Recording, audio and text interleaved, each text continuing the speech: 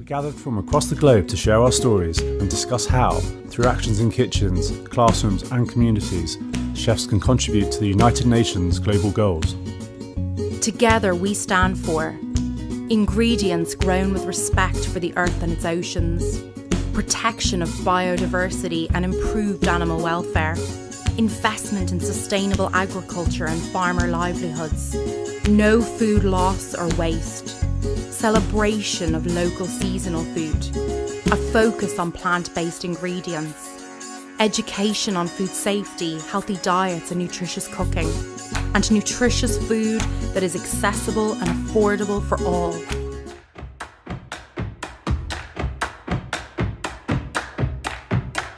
We the chefs are working together to create a better food future. Hello everybody, my name is Lorna Maseko. I'm from South Africa. I'm an international celebrity chef and a cookbook author and a proud member of the Chef's Manifesto. I have some amazing chefs from the Chef's Manifesto with me today who will be joining this panel. So I'm super excited to hear their thoughts. They're from around the world. We've got Claude, we've got Mokgadi, as well as the amazing Michael. And I'm sure you guys will find this experience absolutely insightful. So just to give you a little rundown about what the Chef's Manifesto is, it's a network of phenomenal chefs from around the world, something like 700 plus. And our voice is really just to advocate for food sustainability and just making sure that our influences change the way people view food. It's amazing to see what we've achieved so far as a group, and it's absolutely amazing to see the different conversations that come in from different parts of the world. And if you'd like to be part of Chef's Manifesto, you can get onto the website, which is www.chefsmanifesto.com, and sign up and be part of this amazing set of chefs. We look forward to engaging and seeing what part of the world you're from and the conversations that you're having from the world. So I'd like for the different chefs to introduce themselves. We'll start with the amazing Michael, all the way in Nigeria. Do you want to tell us a bit about yourself? Definitely. Thank you, Lorna. My name is Michael Elegbede. I'm a chef here in Lagos. I'm also an advocate for sustainable food practices and empowering local people to fortifying the platform to allow people who are growing and producing local produce to shine and creating more accessibility to those local produce. So apart from that, I also run a test kitchen in Lagos called Itsweng Test Kitchen, where we do tasting experiences around Nigerian food and cultures around Nigeria. Fantastic, very exciting. And next up, we've got Chef Mokgadi. Hi. My name is Mokgadi Itsweng. I'm a chef based in Johannesburg, South Africa. I'm a chef, I'm a food designer, I'm a chef, I'm an entrepreneur. I'm part of the Chef's Manifesto, and I also advocate for plant-based diets, local ingredients. I also advocate for urban farmers, so I push a lot of that in my work. I do a lot of work. I design products from these urban farmers, so I advocate for their livelihoods. I'm very excited to be here, to be part of this amazing group of chefs. And I can't wait to share my insights on what I think Africa is about and where our food is going.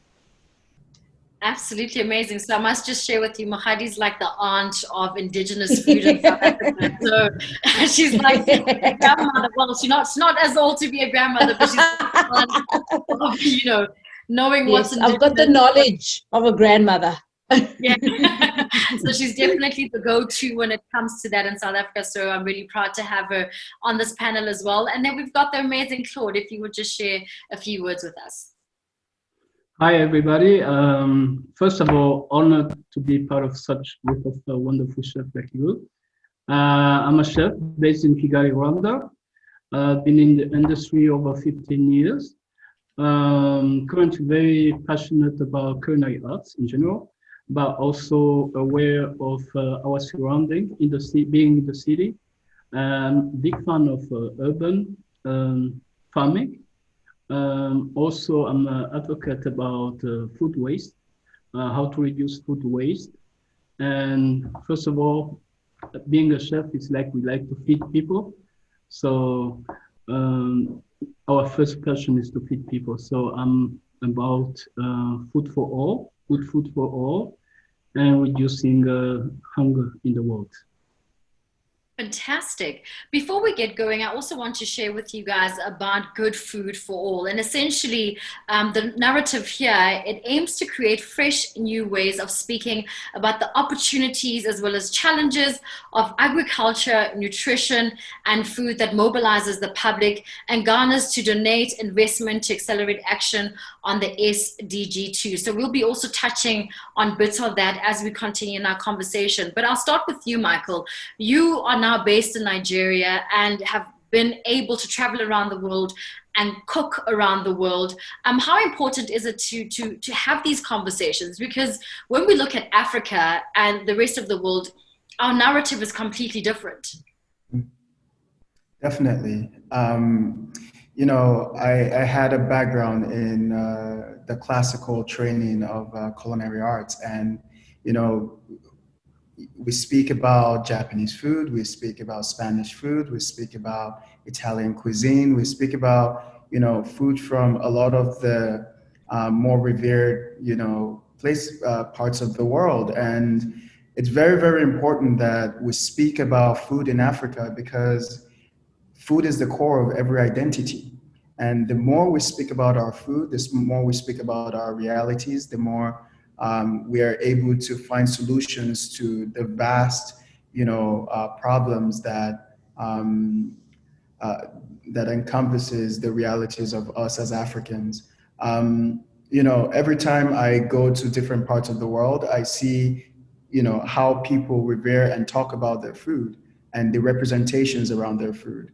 And I think those conversations about representation, those conversations about the realities of local ingredients, the realities of sustainability within their community also help facilitate the economy, also helps facilitate biodiversity, helps facilitate the conversations that, you know, helps negotiate the solutions of poverty within those society. So us having this conversation in Africa is very, very important, especially during this time where, you know, access to other parts of the world are more limited. It's very important that within ourselves, we're finding more sustainable ways to practice food and food culture in a way that, you know, this can be that catalyst that we need, you know, post-COVID, during, you know, there's very, very, you know, unpredictable times. We can use it as a catalyst to actually create, you know, the food system that we've always wanted. So I think that's why this is very, very important to have conversations about. And your thoughts around that, Chef Claude? I will go in the same route, pretty much what he said, but also remembering as a chef that we are big food influencers. So by promoting our, you know, local product and working more on those products and to emphasize it and show it to the people, so they'll be more attracted to use local ingredients. And in the same way, if we use local ingredients, obviously what follow is that the farmers will grow it because they will know there's a market for sure. So I think it'll be like a full circle. Yeah, yeah. That's amazing, because going to Chef Mokgadi, you are an advocate of showcasing indigenous South African food, and almost I feel like South Africans don't know what the indigenous produce is. And how have you found your thoughts around your experience in the food industry? Well, you know, Lorna, I've been in this industry for quite a bit, and like Michael, I've cooked all over the world, and I've cooked other people's food, even in South Africa. So it's important now more than ever, especially with what COVID has actually shown and the inequalities in our system, that we go back to what we know as Africans. You know, we've got incredible produce. We've got beautiful, amazing, nutrient-dense foods that we grew up eating, that our ancestors were eating, that we have stopped eating. We've basically, especially in South Africa, we've been colonized by the fast food industry. The fast food industry has taken over our diets. They've taken over our plate, and it's created a problem. I mean, you know, Lorna, you South African, you know the obesity issue here is real.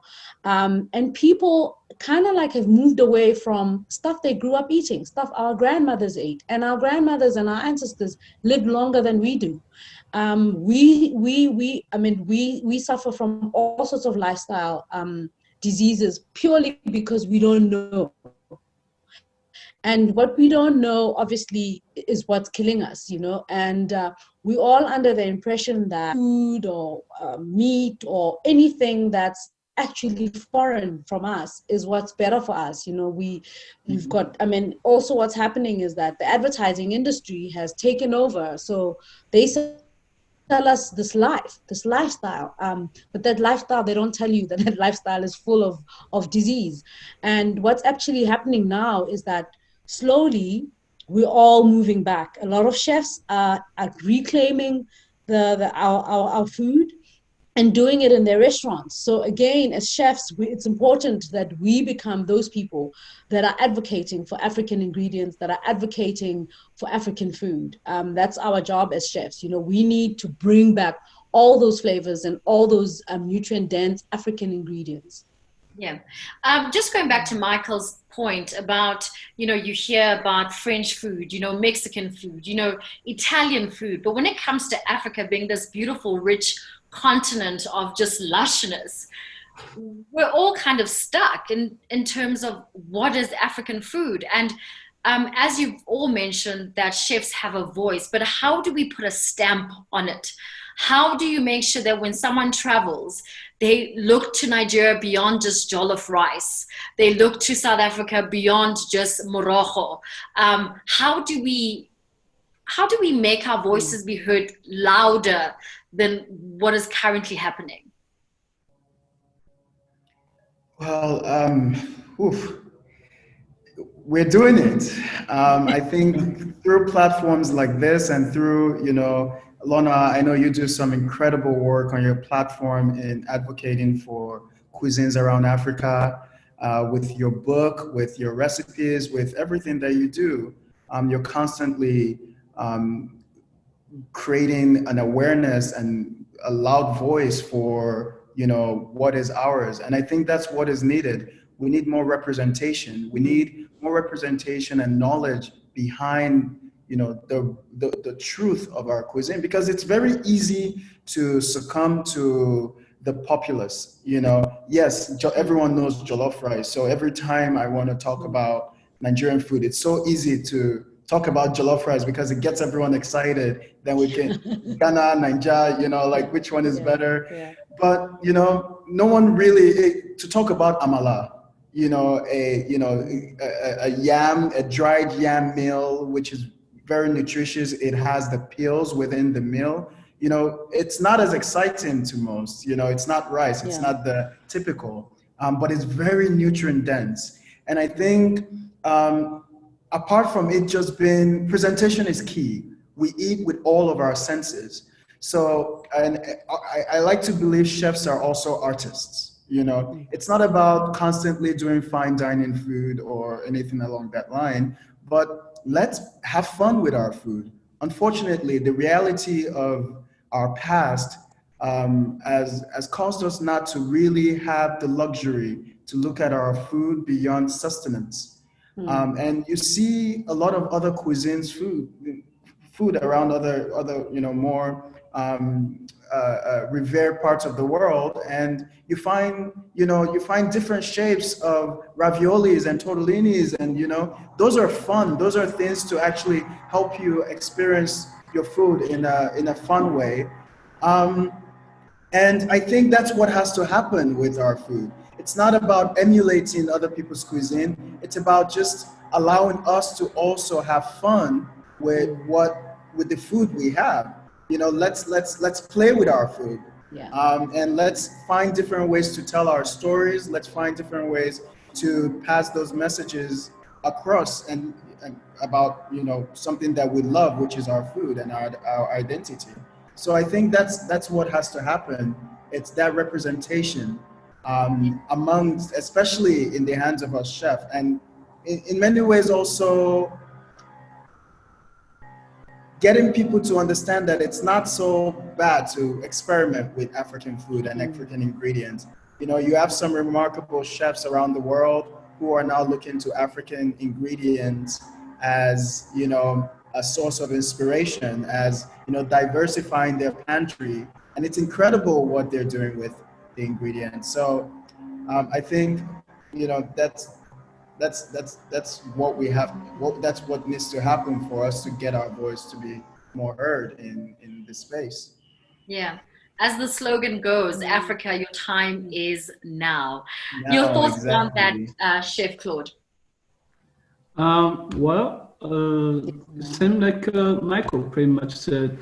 I went to, like all of you probably, the classic culinary training. I went to Dallas, Texas, to Cordon Bleu. I'm a graduate from Cordon Bleu.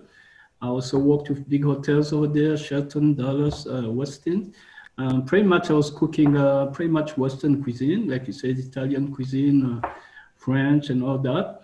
But since I've been back here, back home in Africa, exploring our local ingredients, what to do with it, I've been playing a little bit with our ingredients, like Michael said, and even local people being surprised that you could even, because like dairy is a big part of our diet.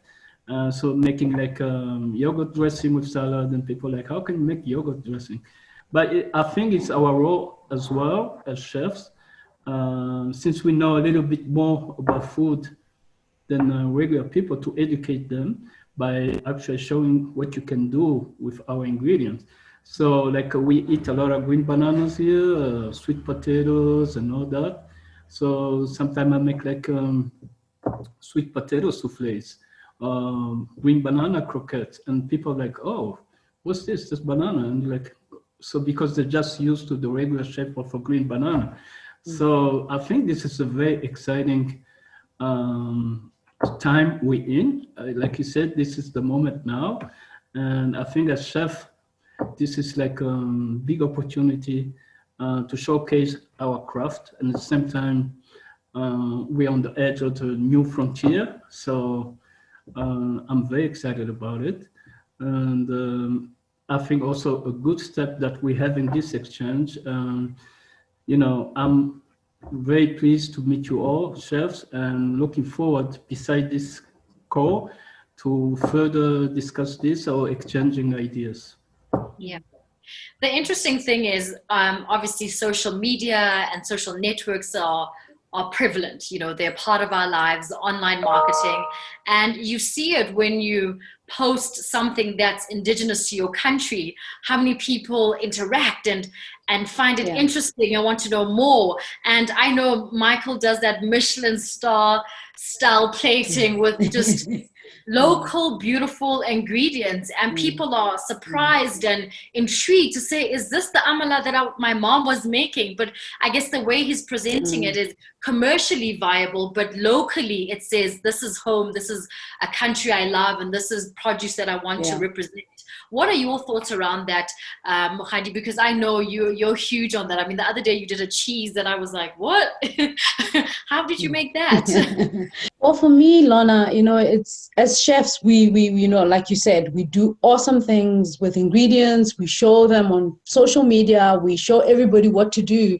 The problem comes to me is how do we make it accessible to people? You know, a lot of our food we're reclaiming it as chefs. We're bringing it back and the food of our ancestors and everything. But the problem is accessibility. How do people access all this yummy, indigenous, nutritious crops that we as chefs are promoting? And I'm finding that a lot of us, you know, we push all these ingredients, but those things are not accessible. I mean, I'll put out a dish on sorghum tabbouleh, and people are like, oh, yummy, I'd love to make that, but where do I get this crop from? Where do I get whole sorghum from? Because right now in South Africa, what we have is you get the remnants, the ground up bit. So you don't actually get the whole grain yet. The whole grain is one of those that you have to literally go around looking for. Fortunately now we're getting small companies that are coming in, and they've seen the market, they've seen the niche, and they're actually going out there and looking and providing access to all those ingredients. But the problem again is our governments need to make sure that our indigenous ingredients are not leaving us. They're not, farmers are growing everything and sending it out there, and we as South Africans don't actually have access to the nutrient dense ingredients that everybody else is getting in the world. So it's important for our governments to come in and actually provide incentives for farmers to grow these ingredients, because a lot of our farmers are not growing these ingredients because, again, there was no market. But now us as chefs are creating the market. We're creating the market, and we're saying to our people, eat these ingredients.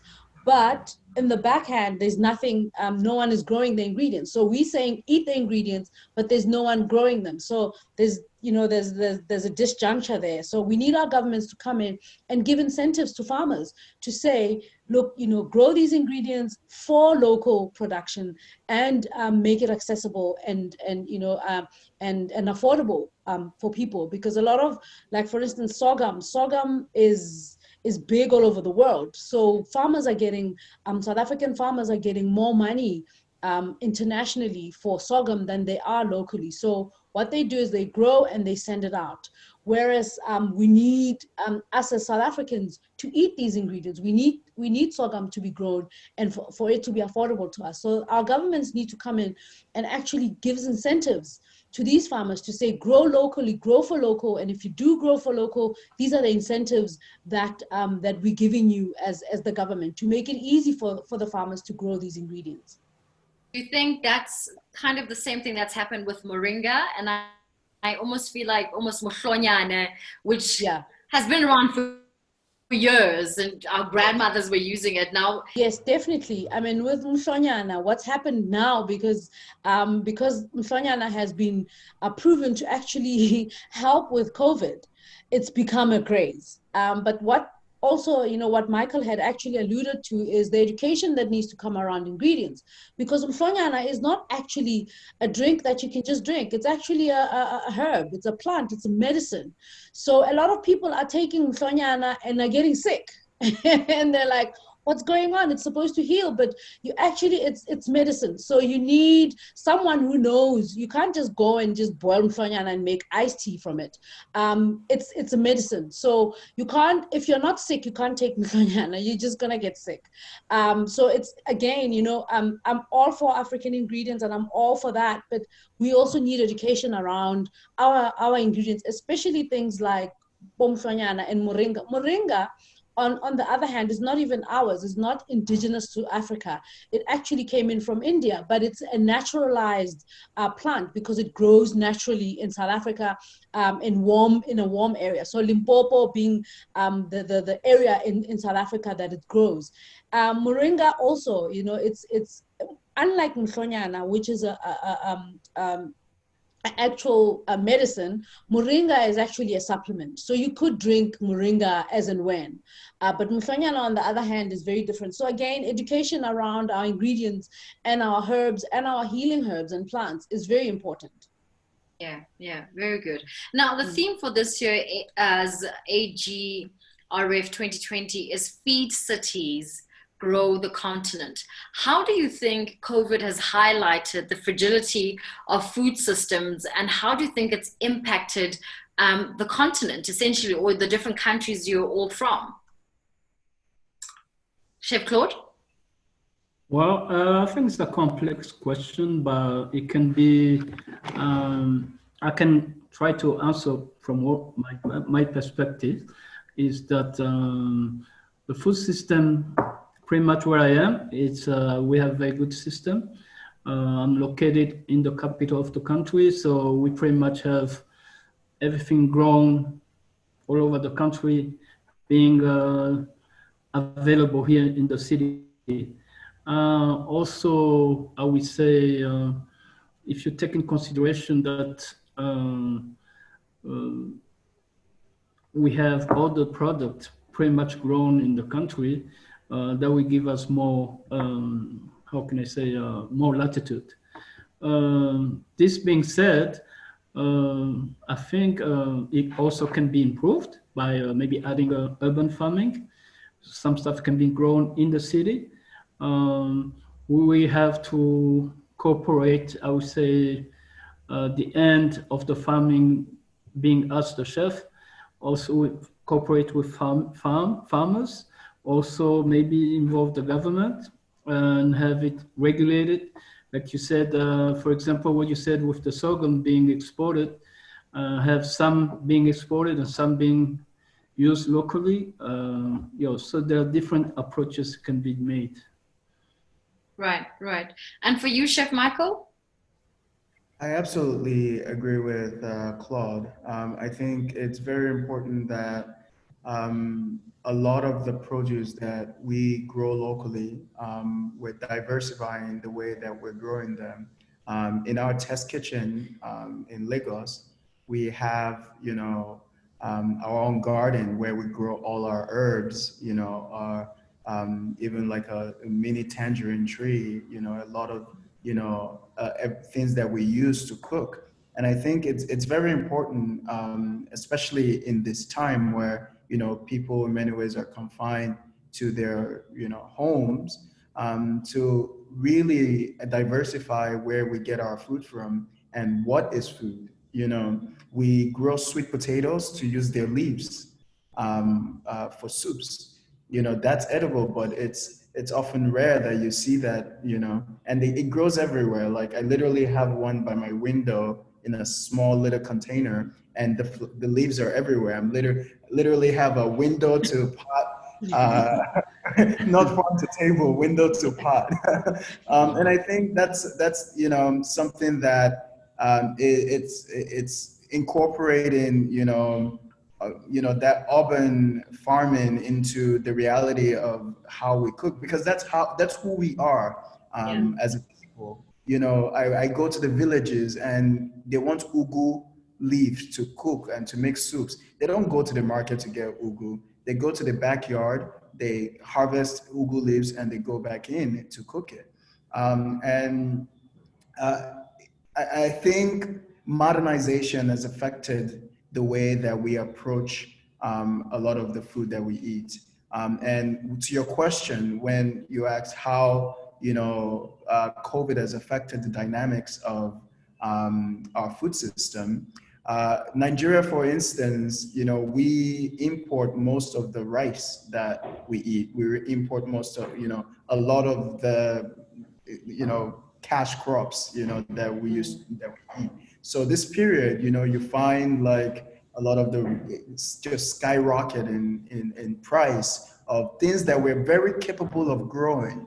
We're just a consumer risk culture. So everything is we're just buying everything rather than, and this is also where the government comes to play. Investing, just like Mokgadi said, investing in these farmers, investing in our farmers, investing in the people who are actually trying to create biodiversity and value for the ingredients that we eat traditionally. It's very, very important. There's no reason why, in a country with such vast land as Nigeria, we're not able to grow enough. And the people that are growing are finding it very, very hard to process the food that they're growing. So we have fonio, we call it acha in Nigeria, but most people in the more, let's say wealthier area, they don't buy local fonio because the people who are producing fonio locally, they don't have the mechanisms to process it and have it be very clean. So it happens to be very sandy. So like they need the support. They need support to help them be able to create food to the standards that it's going to be sustainable for the whole society.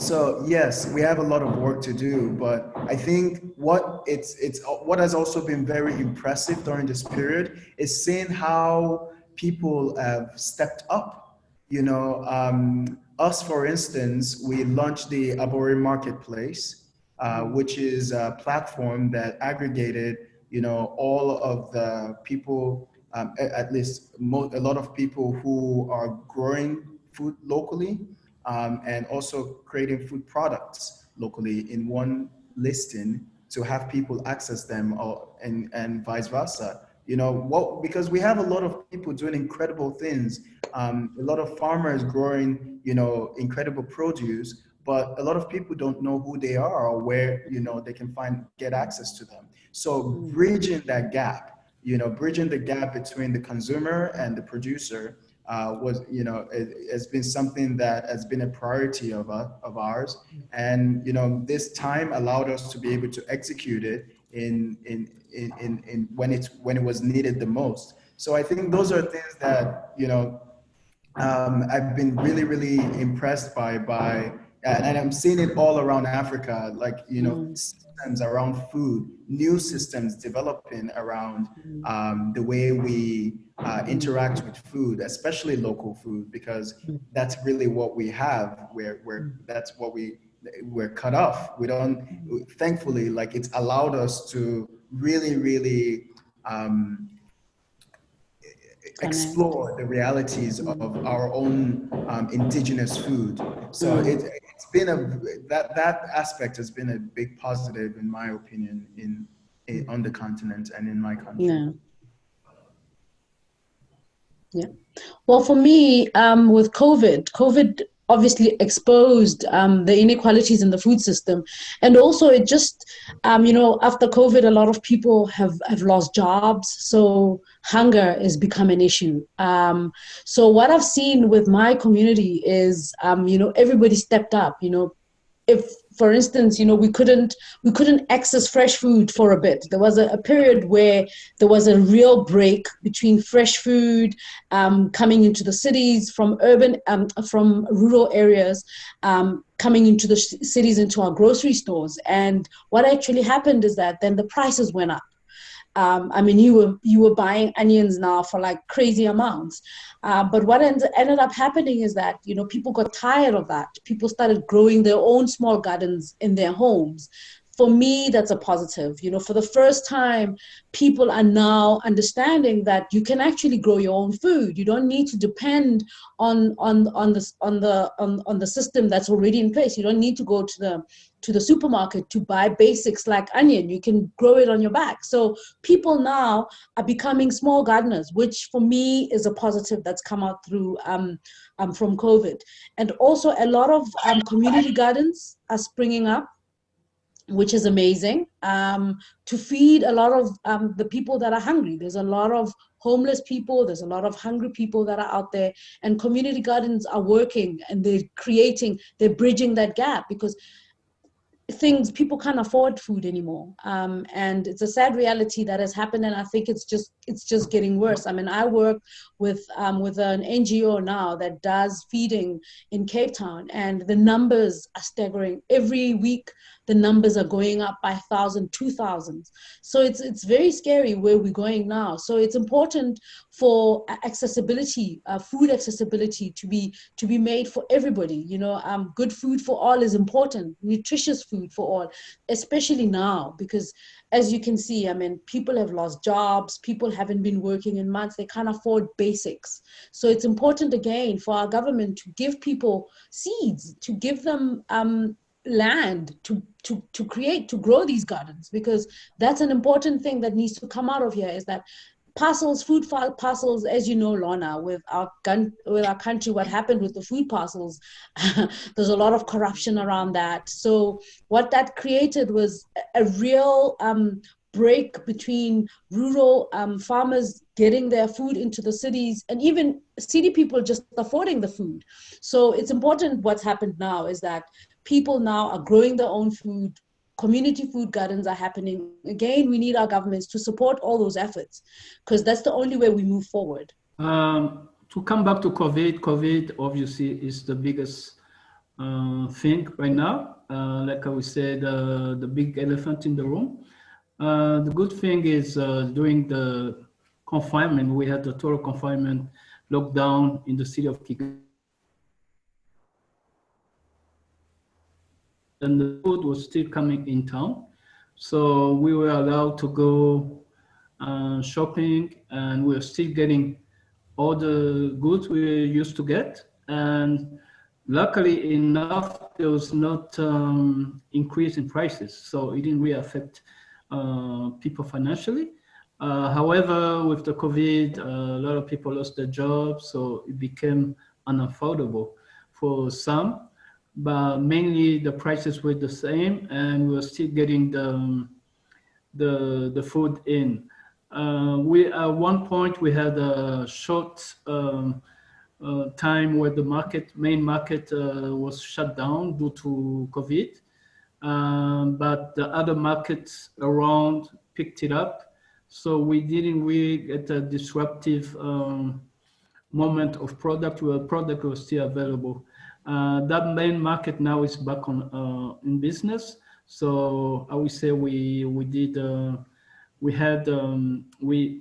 went through a tough time, but for a short time. Right.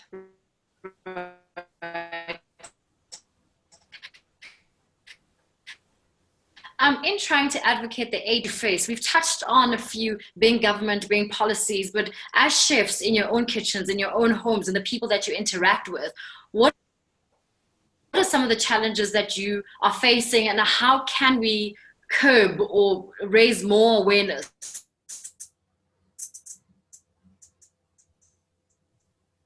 Michael. Well, you know,